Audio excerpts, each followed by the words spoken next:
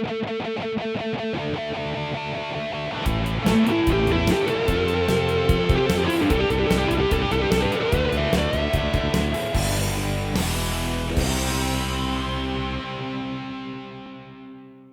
welcome to a new episode of Geek Country. I'm your host Chris. As usual, I thought we would do a quick news catch-up video this week, and starting with the sad news.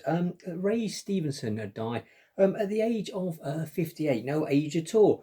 He's been absolutely loads of stuff. He played the Punisher in Punisher Warzone, Volstagg in the Thor movies. He was recently the bad guy in RRR, the absolutely ludicrously entertaining and absolutely bonkers movie on Netflix you can watch.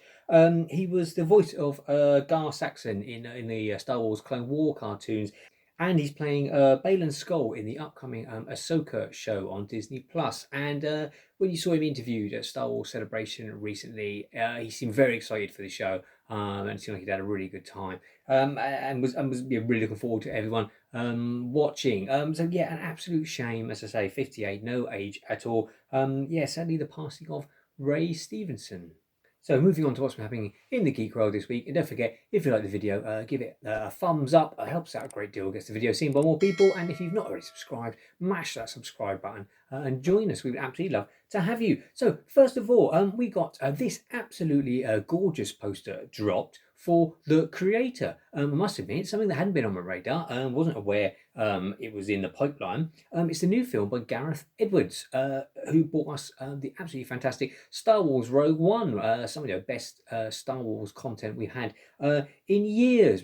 Before that, he did Godzilla for Legendary's Monsterverse, kicking a whole Monsterverse off, which I really enjoyed. There was just not enough, and they obviously made the decision to not show Godzilla very much until the very end, and then it was mostly in darkness, probably due to budgetary reasons, I would imagine.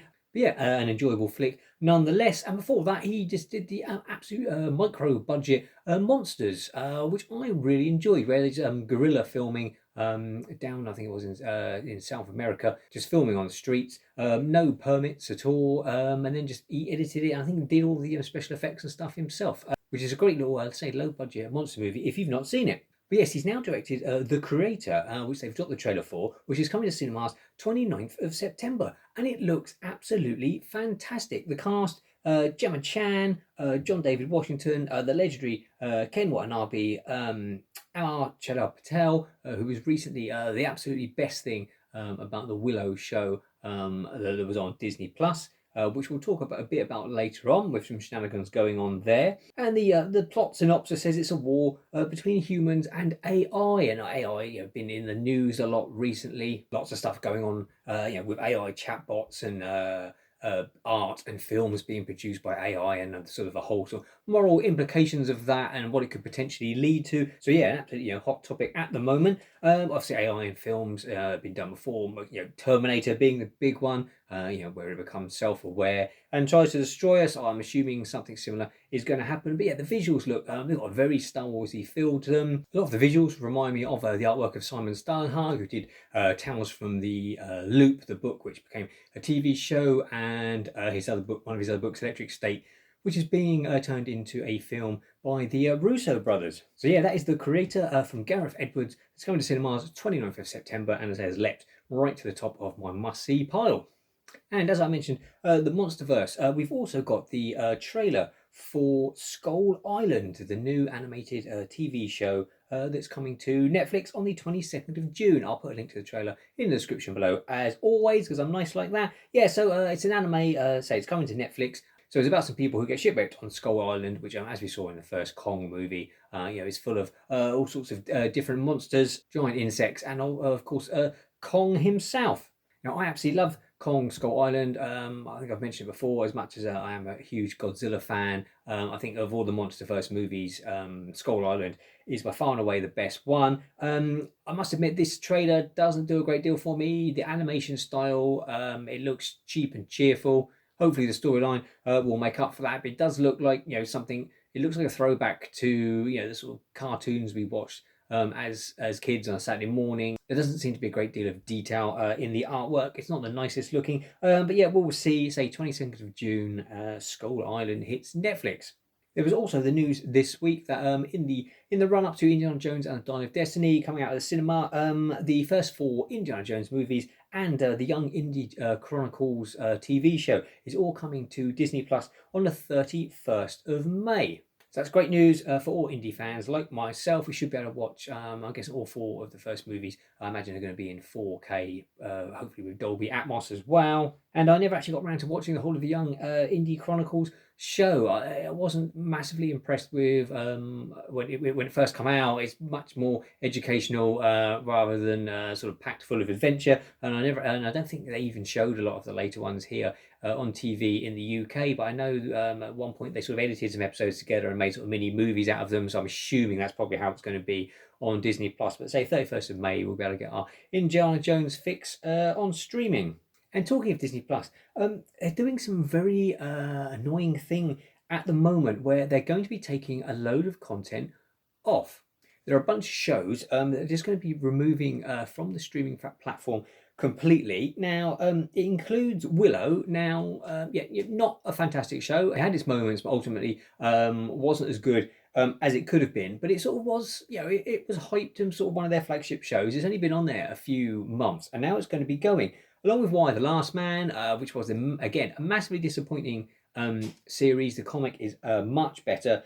Turner Hooch is going. Mysterious Benedict Society, which I really enjoyed the couple of seasons on there. That's going. And The World According to Jeff Goldblum, which is also a really entertaining show. Now, these are all, these shows made specifically, for Disney Plus. So you're thinking, well, why are they taking them off? Surely, how's that going to save them any money? They've already paid for them to be produced. Now, apparently, it might all link in to the writers' strike that we've currently got going on in the US. In the they have to pay the writers residuals based on sort of people watching. So as long as they're up on the streaming platform and can be watched, they've still got to pay people. That also seems to be one of the reasons why Netflix cancels shows quite readily is apparently some of the payments will kick in when a sort of series runs past a certain number of episodes. So if it's not getting great viewing figures, Netflix won't give it a chance. If say in the contract it says that after the 10th episode,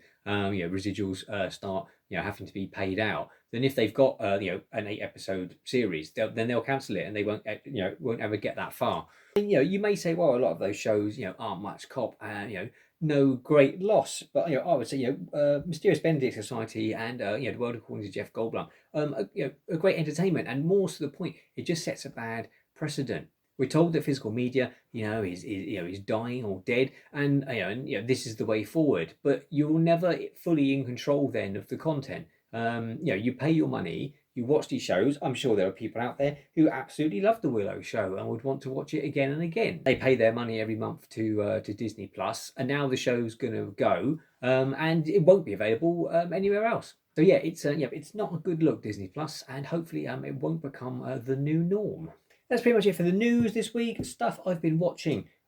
Still, the documentary about Michael J. Fox that is on Apple Plus is absolutely fantastic. It is uplifting. It is heartbreaking at times, but it is absolutely fascinating. And if you're a fan of Michael J. Fox, absolute essential viewing. Absolutely recommend giving that a go. Also on Apple is Silo. I think about the first 5 episodes have currently dropped.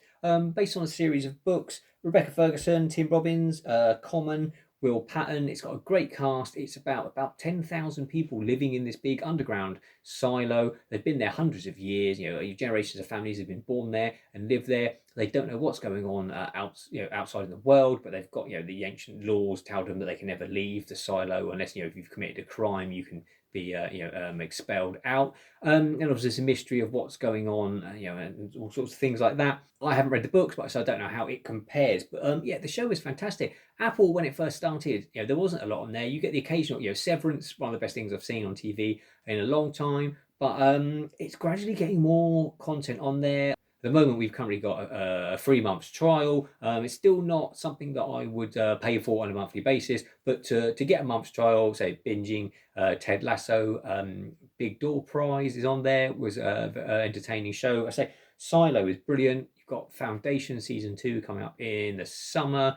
The second season of Severance is coming up. And then the Monsterverse live action show with Kurt Russell and his son Wyatt. It seems a bit strange to say that Skull Island, the cartoon, is going to Netflix. I don't quite know how the licensing works with that. It seems a bit strange that one thing will go to to one channel and then the live action show is going to Apple. But yeah, there's certainly a lot more content starting to go on Apple. As I say, if you can get a free trial, yeah, absolutely give it a go. The other thing that I'm halfway through on Disney Plus is American Born Chinese, based on the graphic novel, which is, yeah, it's entertaining. It's sort of quite easy to watch. It's about Jin, a teenager at high school, and this new Chinese student starts that he gets lumbered with because they basically just put them together. And it turns out he's actually the son of Sun Wukong, the Monkey King. If you're familiar with the sort of Journey to the West legends, the Monkey TV show that we used to love when we was kids here in the UK.